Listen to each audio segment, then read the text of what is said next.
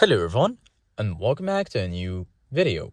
In today's video, I'm gonna show you guys how you can fix the blind spot monitor not available message in your Toyota Corolla.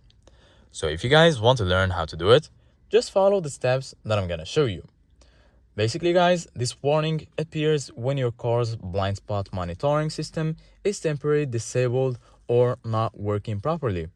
First off, check your mirrors and make sure they are clean, and dirt or snow or ice can block the sensors and trigger this message. So make sure your mirrors are well cleaned.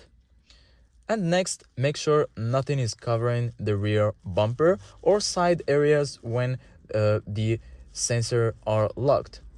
Even a bumper sticker or mud can interfere with the system. So make sure all clean, all good, and if the sensors are clear, turn your car off and back on, and then it's gonna be this simple to reset your sensors. In most cases, this will be the fix for this issue. If the message still appears, it could indicate a sensor malfunction, which may require inspection or replacement at a Toyota service center. So this was it guys for today's video. Thank you guys for watching and see you guys in the next video.